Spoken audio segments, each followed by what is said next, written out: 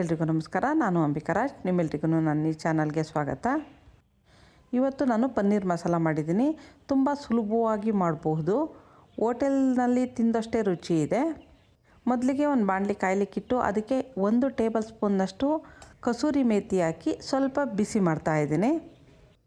ಇದನ್ನೊಂದು ಬೌಲಿಗೆ ತೆಗೆದಿಟ್ಟು ಮತ್ತೆ ಬಾಣಲೆನ ಕಾಯ್ಲಿಕ್ಕಿಟ್ಟು ಅದಕ್ಕೆ 2 ಟೇಬಲ್ ಸ್ಪೂನ್ನಷ್ಟು ಎಣ್ಣೆ ಹಾಕಿ 2 ಮೀಡಿಯಮ್ ಸೈಜಿಂದ ಈರುಳ್ಳಿನ ಕಟ್ ಮಾಡಿ ಹಾಕಿ 1 ಟೊಮೊಟೊನ ಕಟ್ ಮಾಡಿ ಸ್ವಲ್ಪ ಹೊತ್ತು ಉರಿಬೇಕು. 20 ಎಸಳಷ್ಟು ಬೆಳ್ಳುಳ್ಳಿ, 2 ಇಂಚಿನಷ್ಟು ಶುಂಠಿ ಇಷ್ಟನ್ನು ಹಾಕಿ 1-2 ನಿಮಿಷ ಹುರಿದು 1 ಏಲಕ್ಕಿ, 4 ರಿಂದ 5 ಲವಂಗ, 1 ಟೀ ಸ್ಪೂನ್ನಷ್ಟು ಜೀರಿಗೆ, 20 ಗೋಡಂಬಿ ಇಷ್ಟನ್ನು ಹಾಕಿ ಸಣ್ಣೂರಿನಲ್ಲಿ ಟೊಮೊಟೊ ಮೆತ್ತಗಾಗೋ ತನಕ ಉರಿಬೇಕು.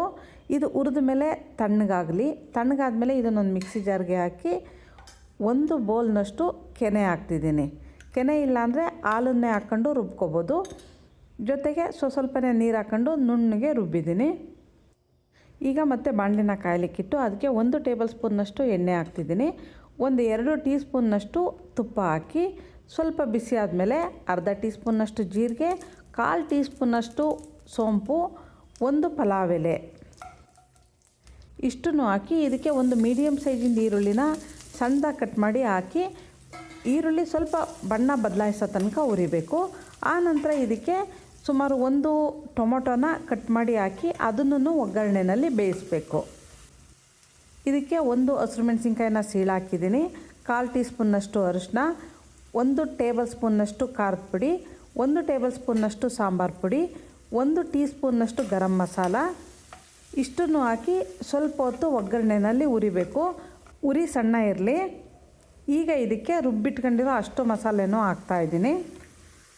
ಮಸಾಲೆ ಎಲ್ಲ ಹಾಕಿ ಚೆನ್ನಾಗಿ ಮಿಕ್ಸ್ ಮಾಡಿ 2 ರಿಂದ 3 ನಿಮಿಷ ಉರಿಬೇಕು. ಇದನ್ನು ಮಸಾಲೆ ಎಲ್ಲ ಚೆನ್ನಾಗಿ ಬೆಂದು ಒಳ್ಳೆ ಪರಿಮಳ ಬರುತ್ತೆ ಅಲ್ಲಿವರೆಗೂ ಇದನ್ನು ಉರಿತಾ ಇದ್ದೀನಿ.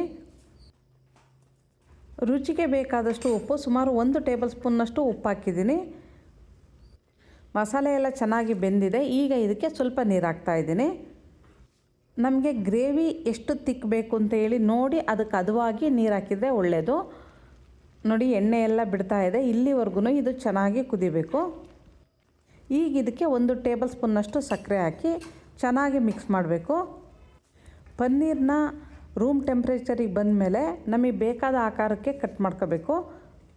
ಸಾಧ್ಯ ಆದಷ್ಟು ಫ್ರೆಶ್ ಪನ್ನೀರನ್ನ ಉಪಯೋಗಿಸಿದ್ರೆ ಒಳ್ಳೆಯದು. ಕೆಲವು ಸಾರಿ ಪನ್ನೀರು ಸ್ವಲ್ಪ ಹುಳಿ ಬಂದು ಸ್ವಲ್ಪ ಸ್ಮೆಲ್ ಬಂದಿರುತ್ತೆ. ಆ ಥರ ಪನ್ನೀರ್ ಇದ್ದರೆ ಉಪಯೋಗಿಸ್ಬೇಡಿ.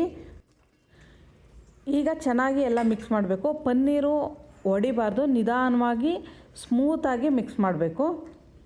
ಪನ್ನೀರ್ ಹಾಕಿದ ಮೇಲೆ 1 ಕುದಿ ಕುದ್ರೆ ಸಾಕು, ತುಂಬ ಹೊತ್ತೇನು ಕುದಿಸೋದು ಬೇಡ. ತುಂಬ ಸುಲಭವಾದ ರೆಸಿಪಿ. ನಮಗೆ ಹೆಚ್ಚು ಕಡಿಮೆ ಈ ಥರನೇ ಮಾಡಿದರೆ ಹೋಟೆಲ್ ಸ್ಟೈಲ್ನಲ್ಲೇ ಇರುತ್ತೆ, ಹೋಟೆಲ್ ರುಚಿನೇ ಇರುತ್ತೆ. ಈಗ ಇದಕ್ಕೆ 1 ಹಿಡಿಯಷ್ಟು ಫ್ರೆಶ್ ಆಗಿ ಕಟ್ ಮಾಡಿರೋ ಕೊತ್ತಂಬರಿ ಸೊಪ್ಪು ಹಾಕ್ತಿದ್ದೀನಿ. ಮನೆಯಲ್ಲಿ ಟ್ರೈ ಮಾಡಿ ನೋಡಿ, ಚೆನ್ನಾಗಿ ಬರುತ್ತೆ. ಇಷ್ಟ ಆಗುತ್ತೆ. ಇಷ್ಟ ಆದರೆ ಲೈಕ್ ಮಾಡಿ, ಶೇರ್ ಮಾಡಿ. ನನ್ನ ಚಾನಲ್ಗೆ ಸಬ್ಸ್ಕ್ರೈಬ್ ಆಗದಿದ್ದರೂ ಸಬ್ಸ್ಕ್ರೈಬ್ ಆಗಿ. ಈಗ ನಾನು ಮೊದಲಿಗೆ ಹುರಿದಿಟ್ಕೊಂಡಿದ್ದೀನಲ್ಲ ಕಸೂರಿ ಮೇಥಿ, ಅದನ್ನು ಅಂಗೈಗೆ ಹಾಕ್ಕೊಂಡು ಸ್ವಲ್ಪ ಹಾಗೇ ಉಜ್ಜಿ ಹಾಕ್ತಾಯಿದ್ದೀನಿ. ಇದನ್ನು ಸ್ವಲ್ಪ ಬಿಸಿ ಮಾಡಿ ಹಾಕಿದರೆ ಪಲ್ಯದ ಟೇಸ್ಟು ಚೆನ್ನಾಗಿರುತ್ತೆ. ಹಾಗಾಗಿ ಇದನ್ನು ಸ್ವಲ್ಪ ಬಿಸಿ ಮಾಡಿದ್ದೆ. ಕಸೂರಿ ಮೇಥಿ ಹಾಕಿದ ಮೇಲೆ ತುಂಬ ಹೊತ್ತು ಕುದಿಸೋದೇನು ಬೇಡ. ಒಳ್ಳೆ ಪರಿಮಳ ಬರ್ತಾ ಇದೆ. ಈಗ ಸ್ಟವ್ ಆಫ್ ಮಾಡ್ತಾಯಿದ್ದೀನಿ. ಇದನ್ನು ಸರ್ವ್ ಮಾಡಬೇಕಾದ್ರೆ ಮೇಲೆ ಸ್ವಲ್ಪ ಬೆಣ್ಣೆ ಹಾಕಿ ಕೊಟ್ಟರೆ ತುಂಬ ಚೆನ್ನಾಗಿರುತ್ತೆ. ಇದನ್ನು ಅಕ್ಕಿ ರೊಟ್ಟಿ, ಚಪಾತಿ ಜೊತೆ ತಿನ್ಲಿಕ್ಕೆ ಚೆನ್ನಾಗಿರುತ್ತೆ. ಗೀ ರೈಸ್ ಏನಾದರೂ ಮಾಡಿದಾಗ ಸೈಡ್ ಡಿಶ್ ಆಗಿ ತಿನ್ಬೋದು. ಮಾಡಿ ನೋಡಿ. ನಮಸ್ತೆ.